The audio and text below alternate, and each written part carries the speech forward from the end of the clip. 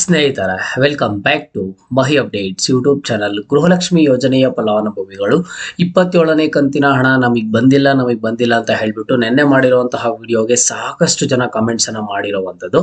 ನಿನ್ನೆ ಒಂದು ವಿಡಿಯೋನ ಮಾಡಿದೆ, 28ನೇ ಕಂತಿನ ಹಣ ಯಾವಾಗ ಜಮಾ ಆಗುತ್ತೆ ಏನು ಅಂತ ಹೇಳ್ಬಿಟ್ಟು. ಆ ಒಂದು ವಿಡಿಯೋ ಕೆಳಗಡೆ ಬಂದಿರುವಂತಹ ಕಮೆಂಟ್ಸ್ ಅನ್ನ ನೋಡಿದ ಆದ್ಮೇಲೆ ನನಗೆ ಗೊತ್ತಾಗಿದ್ದು ಇನ್ನೂ 27ನೇ ಕಂತಿನ ಹಣನೇ ಸಾಕಷ್ಟು ಫಲಾನುಭವಿಗಳಿಗೆ ಬಂದಿಲ್ಲ ಅಂತ ಹೇಳಿ. ಹಾಗಿದ್ರೆ 27ನೇ ಕಂತಿನ ಹಣ ಯಾಕೆ ಬಂದಿಲ್ಲ, ಫಲಾನುಭವಿಗಳಿಗೆ ಯಾವಾಗ ಬರುತ್ತೆ, 27ನೇ ಕಂತಿನ ಹಣ ಯಾವಾಗಿಂದ ಬಂದಿದೆ ಅಂತ ಹೇಳಿ ಇವತ್ತಿನ ಈ ವಿಡಿಯೋದಲ್ಲಿ ತಿಳಿಸ್ಕೊಡ್ತೀನಿ.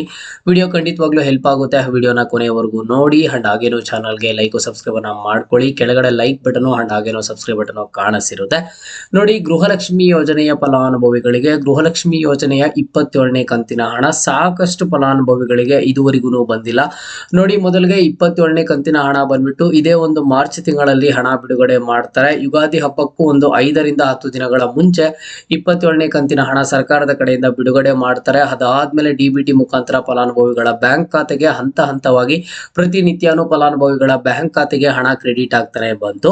ಅದರಲ್ಲಿ ಇನ್ನೂನು ಸಹ ಸಾಕಷ್ಟು ಫಲಾನುಭವಿಗಳಿಗೆ 27ನೇ ಕಂತಿನ ಹಣ ಜಮಾನೇ ಆಗಿಲ್ಲ. ಯಾಕೆ ಜಮಾ ಆಗಿಲ್ಲ ಅಂತ ಅಂದ್ರೆ ರೀಸನ್ ಇಷ್ಟೇ, 1,20,20,00,000ಕ್ಕೂ ಹೆಚ್ಚು ಫಲಾನುಭವಿಗಳು ಅರ್ಹರಿರುವಂತದ್ದು. ಇದರಲ್ಲಿ ಈಗಾಗ್ಲೇನೆ ಸಹ ಒಂದು 70 to 80% ಆಫ್ ದಿ ಫಲಾನುಭವಿಗಳಿಗೆ ಗೃಹಲಕ್ಷ್ಮಿ ಯೋಜನೆಯ 27ನೇ ಕಂತಿನ ಹಣ ಆದ್ರೆ ಬಂದಿರುವಂತದ್ದು.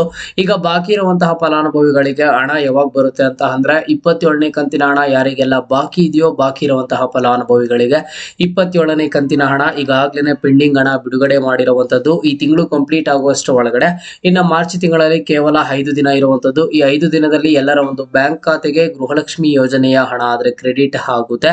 27ನೇ ಕಂತಿನ ಹಣ ಯಾರಿಗೆಲ್ಲ ಪೆಂಡಿಂಗ್ ಇದೆಯೋ ಇಂತಹ ಫಲಾನುಭವಿಗಳು ತಲೆ ಕೆಡಿಸ್ಕೊಳ್ಳೋದಕ್ಕೆ ಹೋಗ್ಬೇಡಿ. ನೀವು ನೋಡಿದ್ರೆ 28ನೇ ಕಂತಿನ ಹಣದ ಬಗ್ಗೆ ಅಪ್ಡೇಟ್ ಅನ್ನ ಕೊಡ್ತೀರಾ, ನಮ್ಗಿನ್ನು 27ನೇ ಕಂತಿನ ಹಣನೇ ಬಂದಿಲ್ಲ ಅಂತ ಹೇಳ್ಬಿಟ್ಟು ನೀವು ಫಲಾನುಭವಿಗಳು ಕೇಳ್ತಿರುವಂತದ್ದು. ಸೊ ಹಾಗಾಗಿ ನಿಮ್ಗೆ ಗೃಹಲಕ್ಷ್ಮಿ ಯೋಜನೆಯ 27ನೇ ಕಂತಿನ ಹಣ ಪೆಂಡಿಂಗ್ ಇರುವಂತಹ ಎಲ್ಲರಿಗೂ ಮಾರ್ಚ್ ತಿಂಗಳು ಕಂಪ್ಲೀಟ್ ಆಗುವಷ್ಟು ಒಳಗಡೆ ಎಲ್ಲರ ಒಂದು ಬ್ಯಾಂಕ್ ಖಾತೆಗಳಿಗೆ ಹಂತವಾಗಿ ಗೃಹಲಕ್ಷ್ಮಿ ಯೋಜನೆಯ 27ನೇ ಕಂತಿನ ಹಣ ಆದ್ರೆ ಜಮಾ ಆಗುತ್ತೆ. ಯಾವ ಜಿಲ್ಲೆಯ ಫಲಾನುಭವಿಗಳಿಗೆ ಮಾತ್ರ 27ನೇ ಕಂತಿನ ಹಣ ಬಾಕಿ ಇದೆ ಅಂತ ಹೇಳಿ ನೀವು ಕೇಳೋದು ಆದ್ರೆ ಎಲ್ಲಾ ಜಿಲ್ಲೆಯ ಫಲಾನುಭವಿಗಳಲ್ಲೂ ಸಹ ಒಂದಿಷ್ಟು ಫಲಾನುಭವಿಗಳಿಗೆ 27ನೇ ಕಂತಿನ ಹಣ ಆದ್ರೆ ರಿಸೀವ್ ಆಗಿಲ್ಲ. ನೀವು ಹಾಗಂತ ಹೇಳ್ಬಿಟ್ಟು ಬರೋದಿಲ್ಲ ಅಂತ ಅನ್ಕೊಳ್ಳೋದಕ್ಕೆ ಹೋಗ್ಬೇಡಿ. ಖಂಡಿತವಾಗ್ಲೂ ಈ ತಿಂಗಳು ಕಂಪ್ಲೀಟ್ ಆಗೋಷ್ಟು ಒಳಗಡೆ ನಿಮ್ಮೆಲ್ಲರ ಒಂದು ಬ್ಯಾಂಕ್ ಖಾತೆಗೆ ಬರುತ್ತೆ. ಹಾಗಿದ್ರೆ 28ನೇ ಕಂತಿನ ಹಣ ಪ್ರೋಸೆಸ್ ಯಾವ ರೀತಿ ನಡೆಯುತ್ತೆ ಅಂತ ನೀವು ಕೇಳಬಹುದು ನೋಡಿ. 28ನೇ ಕಂತಿನ ಹಣ ಗೃಹಲಕ್ಷ್ಮಿ ಯೋಜನೆಯ ಫಲಾನುಭವಿಗಳಿಗೆ ಮುಂದಿನ ತಿಂಗಳಲ್ಲಿ ಅಂದ್ರೆ ಏಪ್ರಿಲ್ ತಿಂಗಳಲ್ಲಿ ಮೊದಲನೇ ವಾರದಲ್ಲಿ 28ನೇ ಕಂತಿನ ಹಣ ಆದ್ರೆ ಬಿಡುಗಡೆ ಮಾಡ್ತಾರೆ. ಈಗ 28ನೇ ಕಂತಿನ ಹಣ ಬಿಡುಗಡೆ ಮಾಡಿದ ಆದ್ಮೇಲೆನೂ ನಿಮ್ಗೇನಾದ್ರೂ 27ನೇ ಕಂತಿನ ಹಣ ಬಂದಿಲ್ಲ ಅಂತ ಅಂದ್ರೆ 27, 28ನೇ ಕಂತಿನ ಹಣ ಒಟ್ಟಿಗೆ 4,000 ಜಮಾ ಆಗುವಂತಹ ಚಾನ್ಸಸ್ ಇರುವಂತದ್ದು.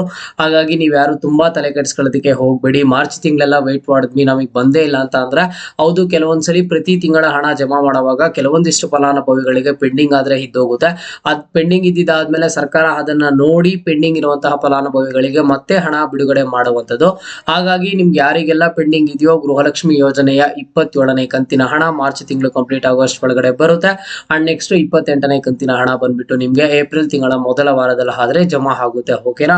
ಇದು ಸದ್ಯದ ಮಟ್ಟಿಗೆ ಇರುವಂತಹ ಗೃಹಲಕ್ಷ್ಮಿ ಯೋಜನೆಯ ಅಪ್ಡೇಟ್ಸ್. ಇವತ್ತಿನ ಈ ವಿಡಿಯೋಗೆ ಪ್ರತಿಯೊಬ್ಬರು ಕಮೆಂಟ್ ಅನ್ನ ಮಾಡಿ ಯಾರಿಗೆಲ್ಲ 27ನೇ ಕಂತಿನ ಹಣ ಬಾಕಿ ಇದೆ ಅಂತ ಹೇಳಿ.